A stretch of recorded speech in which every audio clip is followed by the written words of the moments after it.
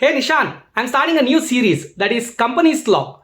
Papa, how are you approaching? How am I approaching? What do you mean by that? Don't make it boring, make it interesting. Make it interesting? But how to do that? Start the series with Ramayana and Mahabharata stories, just like you did it for evidence law and public international law. Wow, that's quite challenging. It is not easy to say stories from Ramayana and Mahabharata and comparing with Company's Law, but I will surely attempt it. Hey guys, welcome to my legal classes. This is Ganesh Pujari and I hope you heard from Nishan. Nishan wants every lecture to be very interesting. Now I cannot make every lecture very interesting because I have to keep them in a time frame and I cannot keep saying stories from Ramayana and Mahabharata, but most of the time if you try bring life stories into a subject, you will understand them seriously easy. Now here in this video, this is not a video where you are going to get some marks from watching this video. If you're watching this on the previous day of the exam, just skip this video because I am not going to add any marks by giving this video. But I am trying to set a tone for the entire subject here. And I am trying to bring stories from Ramayana and Mahabharata and we can see life in every single law. That's what I am trying to say. And here I am also touching the education system of India and I am telling you why and how you have to study Company's Law. Most of the time we just focus on the marks. It's not about the marks. It's much more than that. Not taking much of your time, let's get into these slides. A lot of slides with a lot of interesting stories, and as I said, not a lot of marks will come from this particular video, but definitely you'll get a context as to why you have to seriously study Companies Act. Let's move to the first slide. Well, let's start the discussion with Indian education system. Why do we learn things in schools, whatever we are learning? The answer is simple.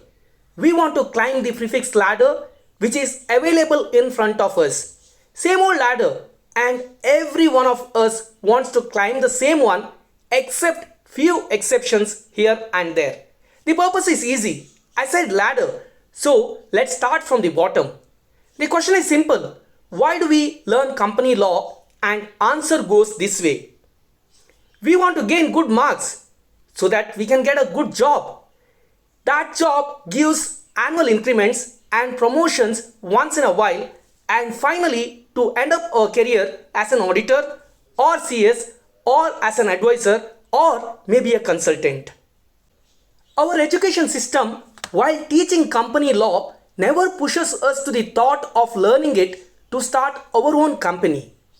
Anything you learn to become an employee has limited motivation and you learn that much only.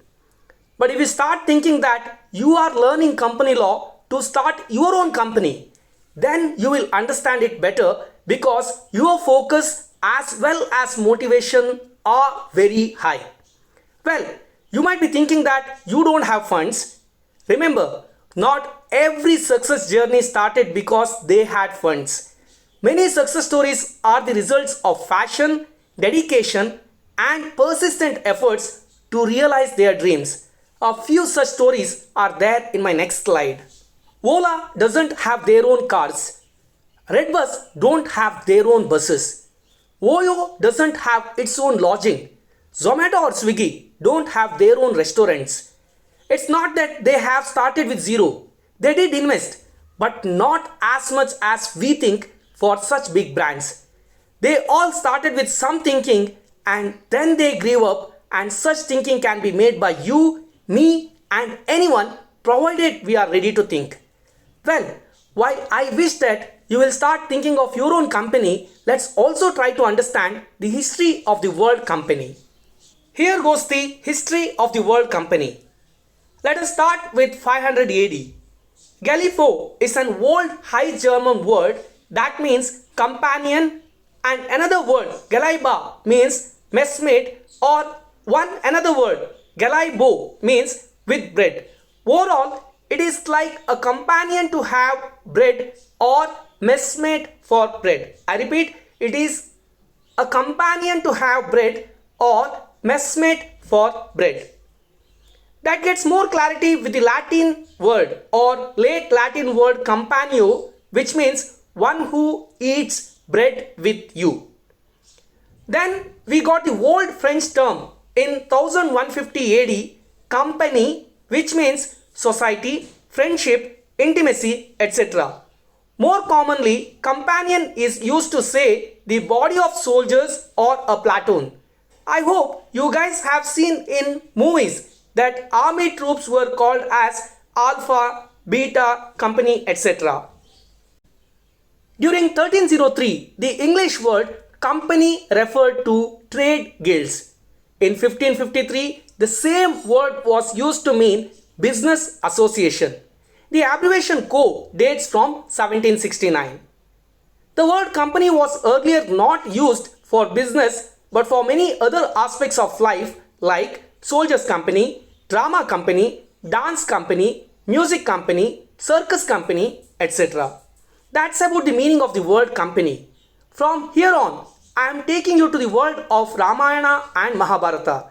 This is not for the purpose of the exam but just to see the company from a different perspective. I repeat, what I am going to explain hereafter is not about company law but a perception to see the company in Ramayana and Mahabharata.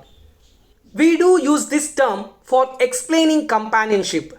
Pandavas won Mahabharata because they had the company of Krishna, whereas the ultimate soldier Karna had to lose his life because he gave company to the wrong group.